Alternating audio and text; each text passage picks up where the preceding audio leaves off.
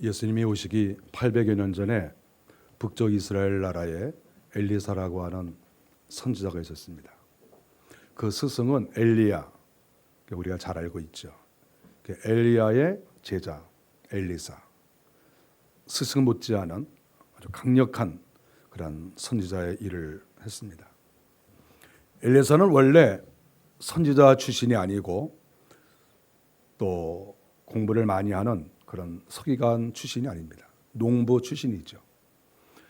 그가 농사를 졌는데 그 농사가 아주 컸습니다. 큰 농사를 져서 성경에 보니까 소를 12겨리를 가지고 농사를 졌다. 24마리를 가지고 밭을 가는 거죠. 좀 멋있는 광경 아닙니까? 한꺼번에 그 넓은 밭이 있는데 소 24마리를 줄을 쫙 세워놓고 이리야! 그래가지고 소들이 쫙 24마리 무슨 전차 군단처럼 쫙 이렇게 밭을 가는 거죠.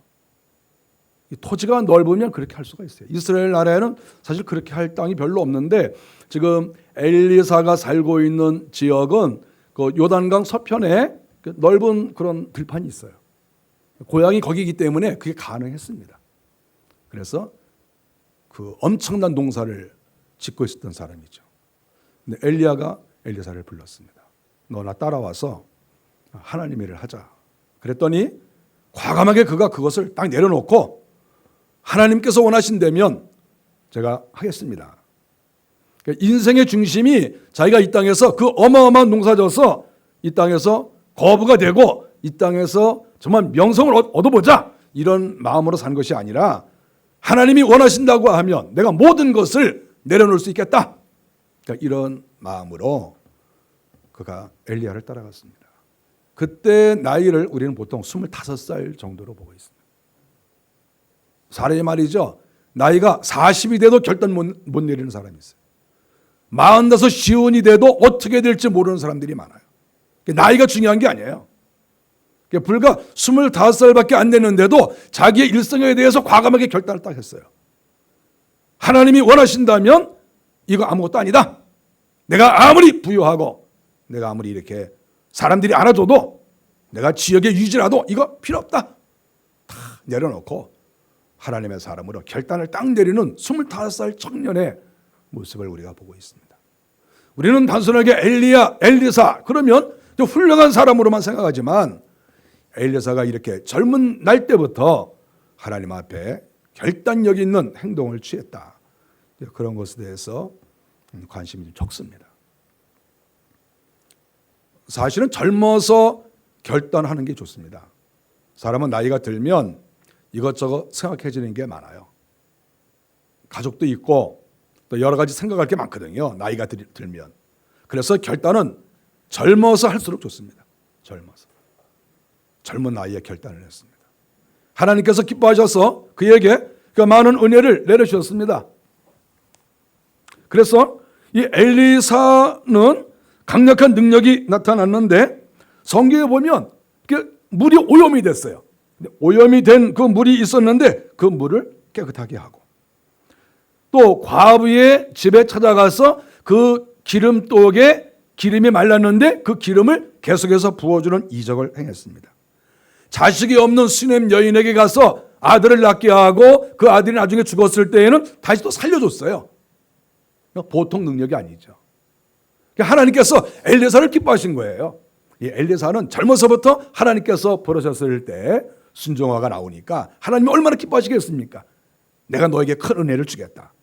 늙어서 나온 것도 아니고 세상에서 하고 싶은 거 다 하다가 나중에 가서 나 하나님 일을 한번 해볼까? 그래서 나온 것이 아니라 다른 것을 잘 할 수 있고 또 하고 있지만 그것을 내려놓고 하나님께 나왔으니까 하나님이 얼마나 큰 은혜를 내려주겠습니까?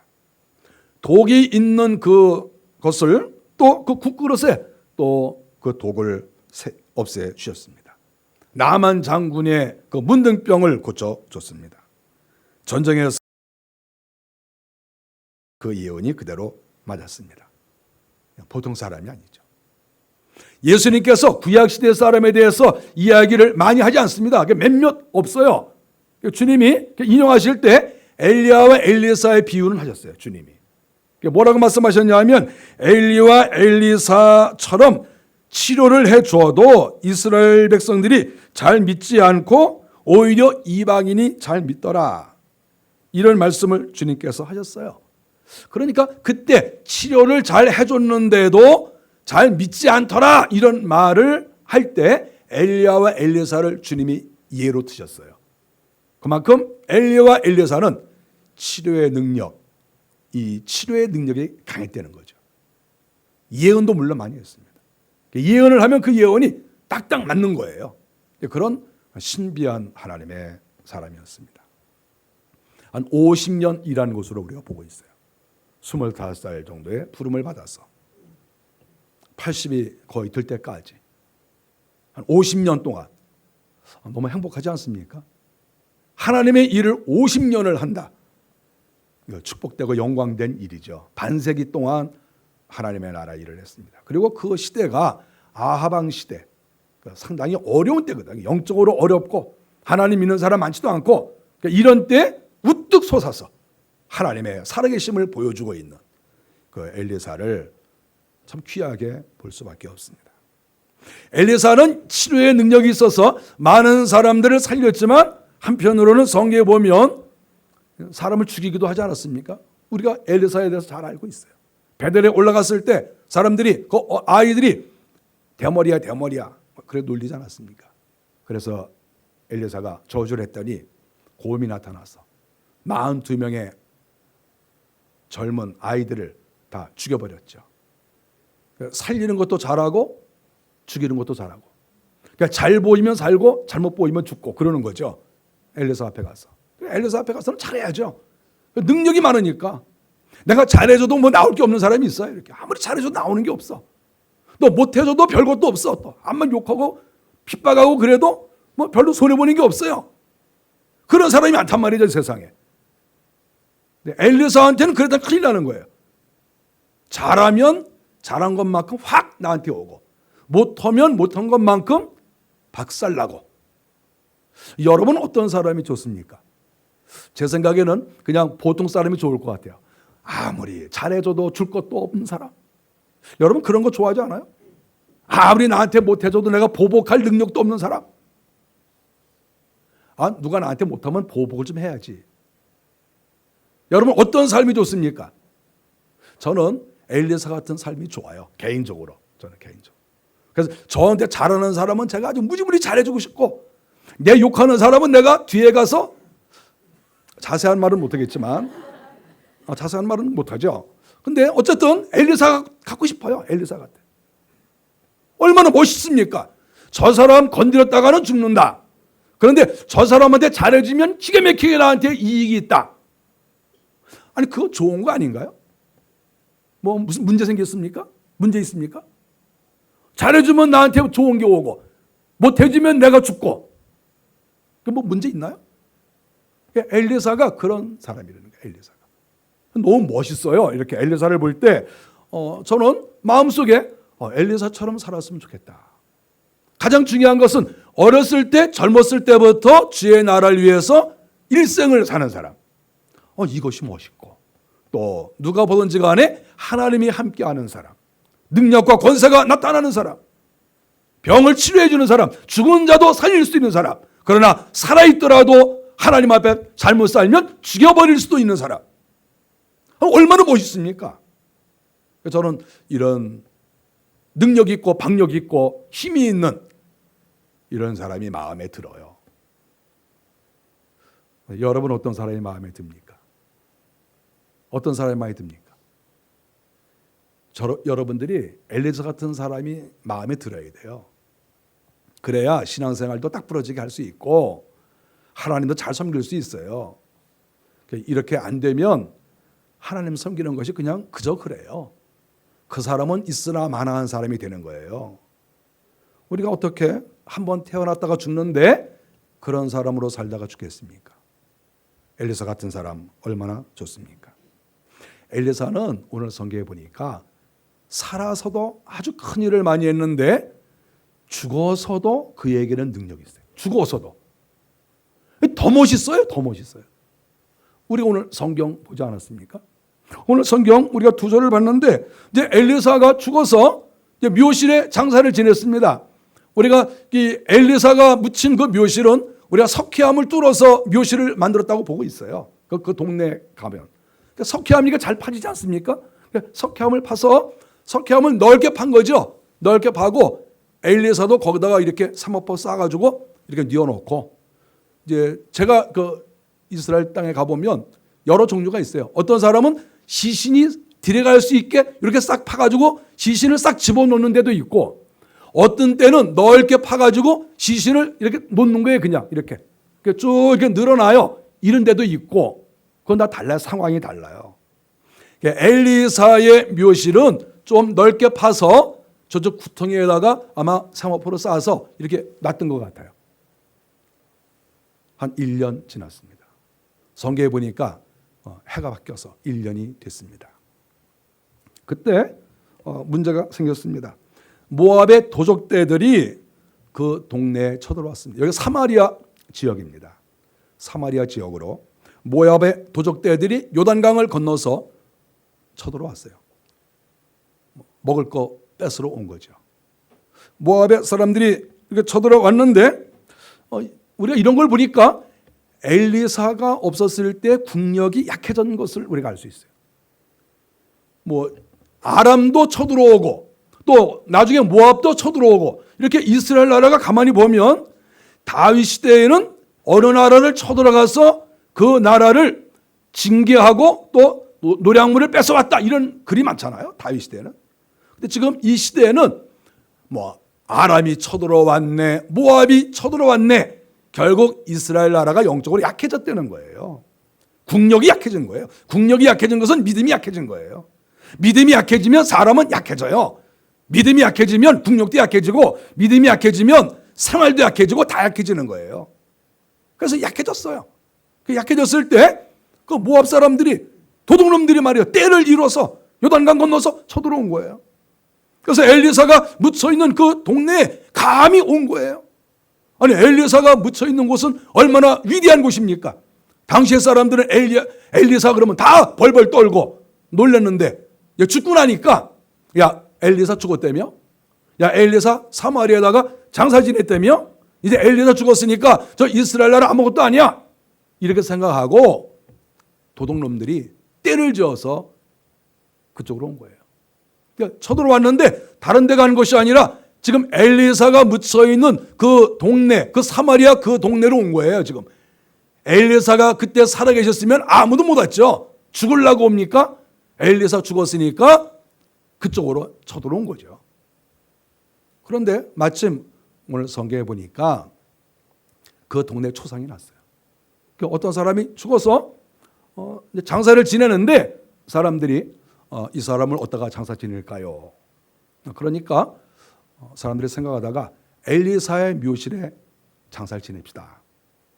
왜냐하면 그 엘리사의 묘실은 이렇게 공간이 많으니까 이렇게 돌 뚜껑 그 굴문을 돌만 쓱 걷어내면 그 안에가 공간이 넓으니까 뭐 거기를 갔다가 또 장사 지냅시다. 이렇게 얘기가 된 거죠. 그 사람들이 이렇게 그 죽은 사람을 장사 지내기 위해서 들 곳에 들고 이렇게 왔습니다. 그리고 돌문을 열고 그리고 이제 그 시신을 이제 어디다가 둘까 그러고 생각하고 있는데 오늘 성경에 보니까 사람들이 그냥 다 그러는 거예요. 그 장사 지내는 사람들이 깜짝 놀라서 왜 그러냐 그랬더니 야 모압의 도둑놈들이 지금 쫓아온다 칼 들고 온다 그러는 거예요. 이렇게 보니까 진짜 모압 사람들이 칼 들고 말이죠. 죽인다고 쫓아온 거야. 죽인다고. 그 장사 지내는 사람들이 갑자기 큰 일을 당한 거죠. 그 어떻게 하겠습니까? 뭐 모압 사람들 쳐들어오지만 그래도 우리가 이 사람을 장사를 잘 지내자. 그리고 이 사람을 그 안에 들어가서 잘 이렇게 뉘어놓고 또 나중에 돌문 닫고 그리고 나오면 어떻게 될까요? 모압 사람 칼에 다 죽죠. 이 사람들이 좀 심각해진 거예요. 지금 들고 있는데 지금 마침 돌문을 막 열었을 때예요. 돌문을 열지 않았으면 그냥 놓고 도망가면 되는데 지금 돌문을 막 열었어요. 열었는데 지금 모압 사람이 지금 달려오는 거예요. 그러니까 이것을 어떻게 하면 좋을까? 그러다가 돌문이 이왕 열려 있으니까 사람들이 그 시신을 그냥 휙 집어 던진 거예요. 지금 내가 살아야지 무슨 소리냐? 죽은 사람 때문에 내가 죽냐? 죽은 사람은 죽었을지라도 산 사람이나 살자. 그리고 그냥 휙 집어 던지고 그냥 날 살려라. 그리고 다 이제 도망을 간 거죠. 성경에 그렇게 써 있어요. 근데 시체를 딱 이렇게 던졌는데 그 엘리사가 누워 있는 데가 있는 거예요. 1년쯤 지났으니까 엘리사 살이 다 썩었어요. 1년 지나면 썩어요. 여러분들이 우리가 다 저나 여러분들이나 죽으면 나중에 다 얼굴도 없어져요. 몸도 다 없어지고 다 뼈만 남아요. 엘리사 같이 위대한 분도 뼈만 남았어요. 1년 지나니까. 뼈만 남아서 이렇게 생각으로 싸놨는데 살은 하나도 없고 뼈만 이렇게 있는 거예요. 근데 시체를 확 집어 던지고 다 도망을 가는데 이 죽은 사람이 시체에 딱 부딪힌 거예요. 이렇게. 근데 이 사람이 죽은 사람이 깜짝 놀라서 깬 거예요. 성경에 깜짝 놀라가지고 눈을 딱 떠보더니 여기 어디야? 아이고 무서워. 죽을 뻔했네. 그리고 이 사람이 말이죠. 밖으로 뛰어나온 거예요. 밖으로 딱 뛰어나왔는데 자기를 데리고 왔던 사람 딱 보니까 자기 뭐 아들이지 뭐 누구겠어요. 아들 이렇게 보니까 사촌이야. 근데 막 도망가는 거야. 이렇게 어디 가나 보니까 막 도망가는 거야. 이렇게 보니까 여기 모압 놈들이 칼 들고 오는 거예요. 그걸 딱 본 거야. 양쪽 다 보니까 이거 상황을 딱 한 거죠. 이 상황을. 그리고 어떻게 됐겠습니까? 자기 아들한테 가야 될 거 아니야. 아들하고 이제 사촌한테. 지금 성경에는 아들 사촌은 안 나왔지만 그럴 거라 그거죠. 그래서 자기를 장사 지는 사람이 저쪽에 도망가고 있으니까 같이 가자! 그런 걸 따라간 거죠. 뒤에서 같이 가자 그러니까 이게 무슨 소리가 딱 뒤돌아봤더니 죽어 있는 사람이 같이 가자 그러니까 그 사람들이 도망을 갔을지 모르겠어요. 아마 그 자리에 터서 주저앉지 않았을까 생각해요. 그 모압 사람한테 다 잡히지 않았을까. 너무 놀래가지고 터서 주저앉아가지고 분명히 죽었는데 어떻게 된 거야. 이렇게 된 거죠. 우리가 이것을 가만히 보면 뭐 동화 같기도 하고 이게 동화입니까? 실제. 그래서 이 죽었다가 살아난 사람이 같이 가자! 그래가지고 같이 도망을 갔을 거로 생각합니다. 얼마나 놀랐겠어요, 그냥. 왜 이 사람이 살아났을까? 성경에서 말하고 있는 게 뭐냐면 엘리사의 뼈에 시체가 닿자마자 여기에서 역사가 나타나는 거예요.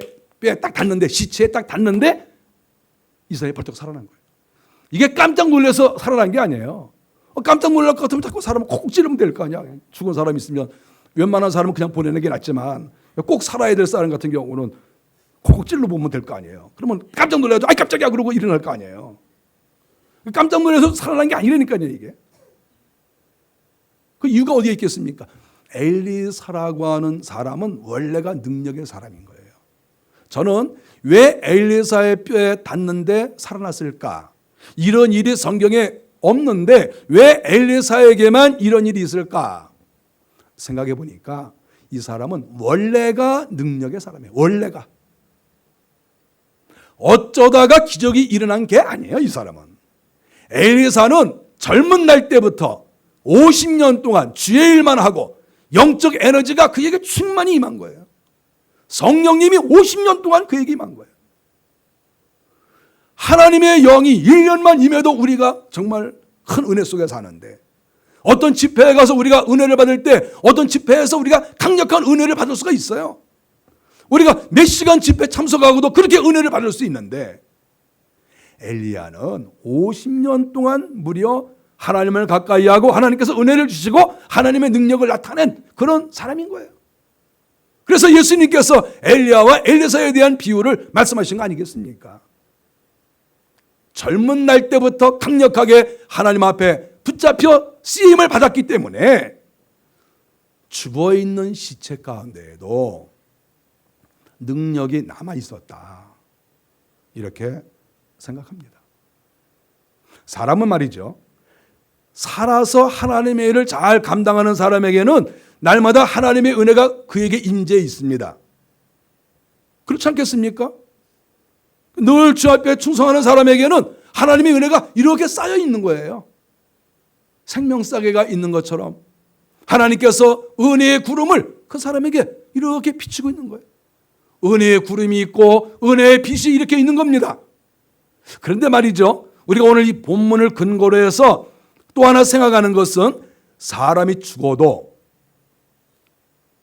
당분간은 거기에 은혜가 남아있다, 이런 결론을 우리가 이 본문을 통해서 낼 수가 있어요.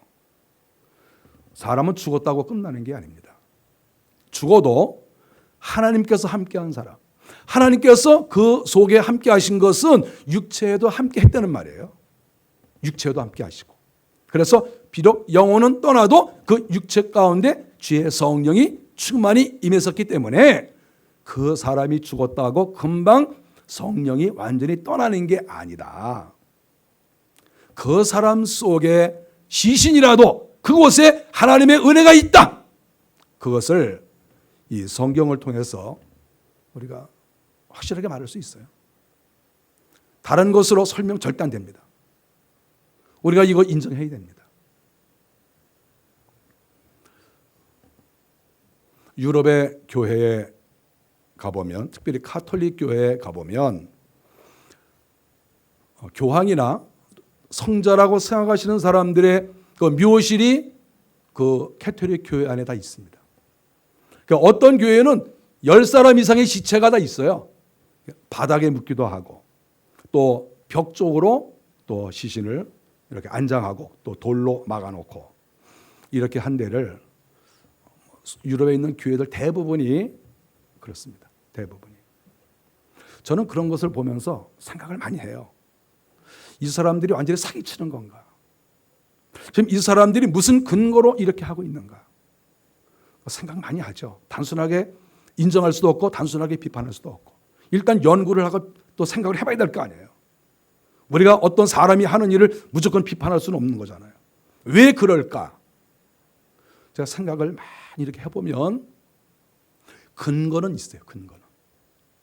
그러니까 엘리사는 살아있을 때도 능력이 강했고, 또 죽은 시체 가운데에도 하나님이 역사하셔서 죽은 사람도 살릴 정도라고 하면, 만일에 예를 들어서 이 땅에서 신실하게 산 거룩한 사람, 능력 있게 산 사람이 있다고 했을 때 그 사람이 죽은 시체 가운데 엘리사만큼은 안 되겠죠. 얼마큼 그분을 따라갈 수가 있겠습니까? 그러나 어느 정도는 있지 않을까, 그런 생각을 합니다. 그래서 그런 마음과 신앙을 갖고 있기 때문에 그들이 교회에 그들을 안장하고, 딱 그렇게 하지 않았습니까? 사실 루터의 묘도 교회에 있어요. 그래, 종교개혁자 루터 그 무덤 교회에 있어요. 왜 그렇겠습니까? 이분이 있음으로 예를 들어서 하나님의 은혜가 우리에게 더 있지 않을까, 이런 생각을 가질 수가 있는 거죠. 물론 그것을 옳다고 볼 수는 없어요. 그리고 엘리사와 같은 능력이 나올 것이다, 우리가 그건 보장 못하죠.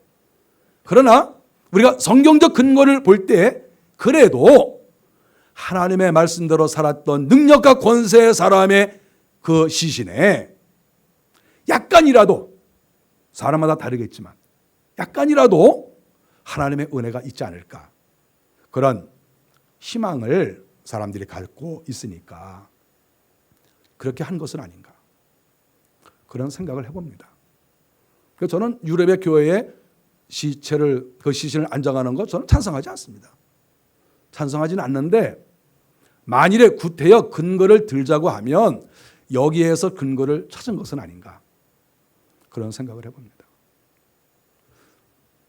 우리가 중세 교회 때 아빌라의 테레사가 죽었을 때 많은 사람들이 그 시체를 중요하게 여겼습니다. 왜냐하면 아빌라는 정말, 제가 스페인에 가보고 깜짝 놀란 것이, 여성의 몸으로 어떻게 그렇게 교회를 크게 지을 수가 있을까?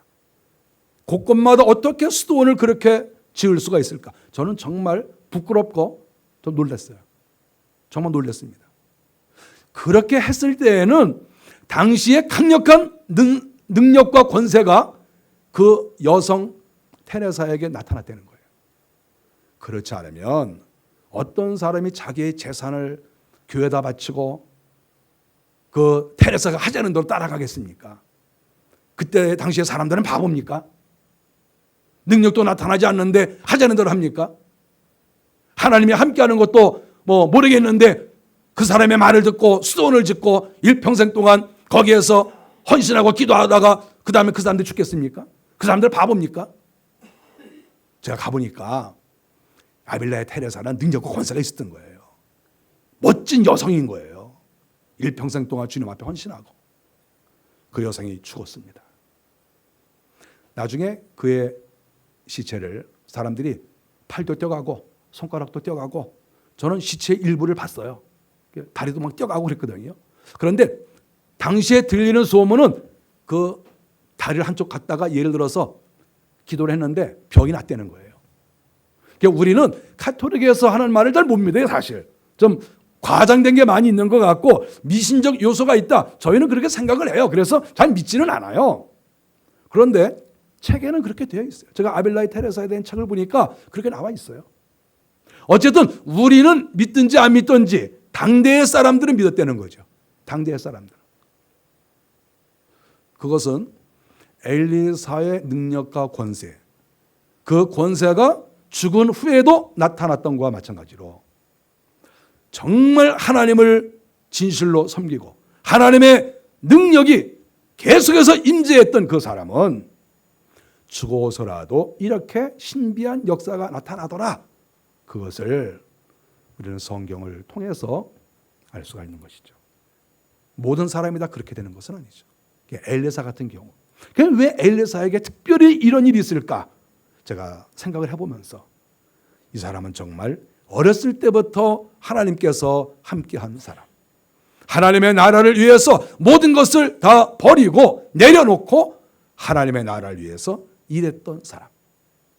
그런 사람이었기 때문에 비록 그의 생명은 떠났지만 그의 시신 가운데 하나님의 은혜가 아직도 있었다. 저는 이렇게 생각합니다. 저는 이 본문을 보면서 한편 부끄러운 마음도 가졌습니다. 엘리사는 죽어서도 이스라엘 나라에 힘을 줬습니다. 죽어서도. 살아있을 때에는 당연히 하나님의 능력과 권세가 나타나고 많은 사람을 살리고 또 이방 사람들이 함부로 이스라엘 나라를 공격하지 못하고 살아있을 때에도 정말 필요한 사람이었는데 죽어서도 이스라엘 백성들의 마음을 강하게 해주고 자존감을 갖게 해준 사람이라는 거예요. 엘리사가 누워있지만 사람이 갔을 때 그 사람이 살아났다. 이 소문이 당시에 다 퍼졌을 거 아닙니까? 아니 성경에도 기록됐으면 이미 이스라엘 나라에 다 퍼졌다는 얘기예요. 그러면 이스라엘 백성들의 마음은 어떻습니까? 엘리사가 비록 죽으셨지만 아직도 우리 가운데 살아있다라는 생각을 하는 거예요. 엘리사의 시신이 사마리아에 묻혀 있고 엘리사가 우리와 함께 있다. 이런 마음을 가지고 있으니까 힘이 있고 용기가 있고 백성들의 마음에 힘이 되는 거예요. 그리고 엘리사가 예언한 것들이 그대로 이루어졌습니다. 전쟁에서 이길 것이라고. 그랬을 때 백성들은 엘리사는 정말 맞다.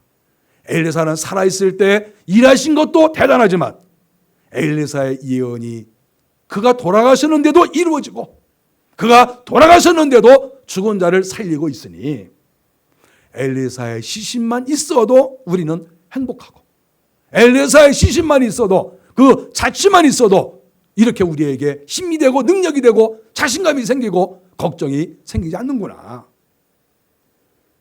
이런 마음을 갖게 해준 그런 하나님의 귀한 사람이라고 하는 것입니다.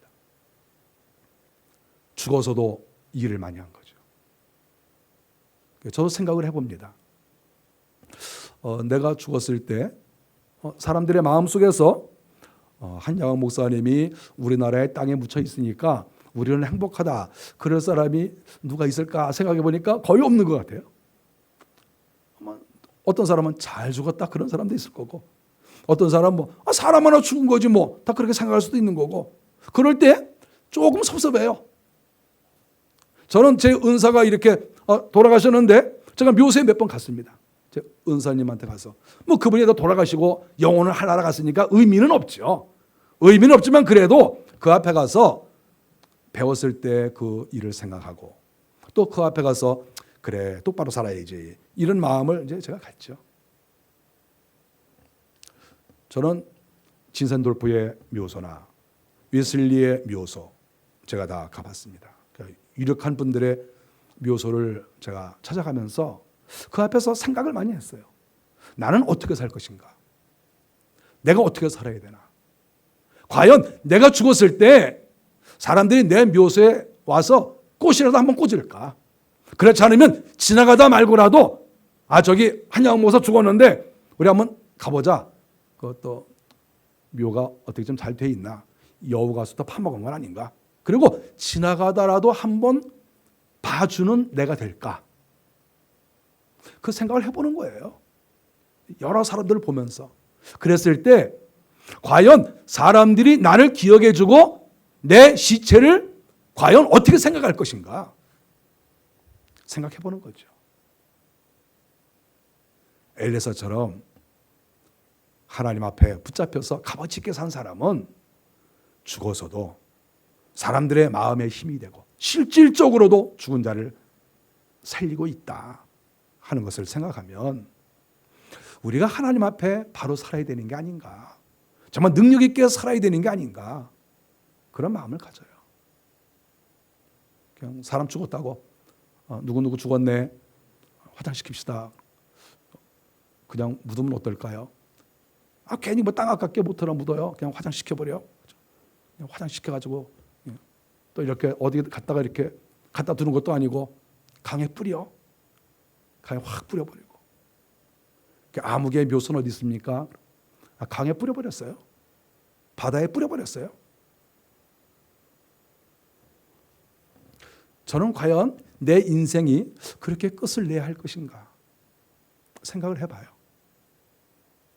하나님 앞에, 사람 앞에 열매가 없으면 그렇게 해도 아깝지 않죠. 그 뭐가 아깝겠습니까? 하나님의 일도 제대로 못한 사람 그냥 확 뿌려버리면 되는 거지. 무슨 뭐 어떡합니까? 아무도 찾아오는 사람도 없고 기억해 주는 사람도 없는데 그거 뭐 뿌려버리는 거지 뭐예요? 아무도 찾는 사람이 없는데. 만일에 정말 그리운 사람, 그래도 영혼은 없지만 그 앞에 가서 그의 믿음을 내가 한번 따라가 보자, 내가 본받아 보자, 그를 한번 기억해 보자, 이런 마음을 가질 수 있는 그런 인생을 살아야 되는 게 아닌가, 그런 생각을 많이 해봐요. 여러분 어떻게 살 겁니까? 몇 년 안 남으신 분도 있고 또 많이 남은 분도 있어요. 몇 년 안 남은 분은 더 정신 차려야 돼요. 나 죽었을 때 내 후손들이 뭐라고 그럴까? 그냥 빠서 확 뿌려버려. 바다에 확 뿌려. 그런 사람 여러분 되면 안 되는 거 아닌가요? 저는 정말 그런 생각을 하면 슬퍼요. 아무 값어치가 없었어. 제가 화장터 뒷산에도 가봤습니다. 화장터 뒷산에 갔더니 그냥 동네가 하얘고 그 산이. 어떤 사람이 또 뿌리에 와서 화장한 다음에 집에 가져가지는 않아요. 화장한 다음에 그 산 뒤를 올라오더니 그냥 휙 뿌리고 그냥 가는 거예요. 그랬을 때 바로 그 주인공이 나라가 한번 생각을 해보는 거예요. 그 나라는 존재가 도대체 어떤가? 그랬을 때 끝까지 그냥 골짜기다 뿌려버리고 가는 사람. 그러면 난 너무 슬플 것 같아요. 내가 인생을 그렇게밖에 못 살았나? 내가 그렇게 열미 없이 인생을 살았나? 많은 사람이 기억할 조차도 필요 없는 그런 사람으로 내가 인생을 살았나?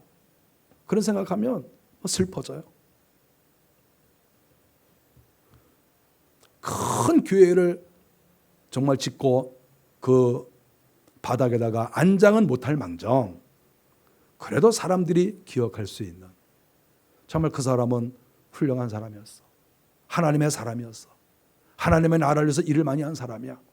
비록 그분은 돌아가셨지만 그분이 남겨준 믿음, 그 신앙 우리가 기억하고 싶어.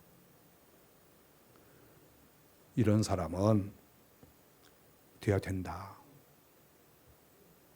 그런 마음을 갖습니다. 여러분 죽으면 여러분 자식 어떻게 할 것 같습니까? 좋은 자리에 안장해 줄 것 같습니까? 화장해서 낙골당에 갖다 놓을 것 같습니까? 화장한 다음에 바다에다 확 뿌려버릴 것 같습니까? 어떤 것 같아요? 자식 있는 사람 물어보세요. 나 어떻게 할 거냐고. 이 시간에 약속 받으세요. 나 어떻게 할 거냐고.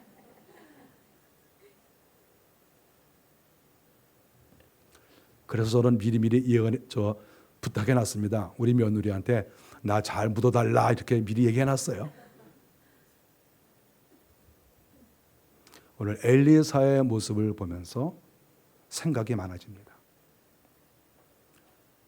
과연 나는 살아서 무슨 일을 하고 있을까? 과연 죽었을 때 나는 과연 이 땅의 사람들에게, 가족들에게 좋은 영향을 줄 수 있을까? 그렇지 않으면 아무런 존재를 느낄 수 없는 그런 사람으로 이 땅에 왔다가 갈 것인가? 생각이 많아집니다. 저와 여러분들이 엘리사만큼은 될 수 없습니다. 우리가 어떻게 엘리사를 따라가겠습니까? 그러나 하나님의 사람으로서 정말 족족을 남기는 그런 저와 여러분들이 꼭 되시기를 주의 이름으로 간절히 바랍니다. 기도하겠습니다.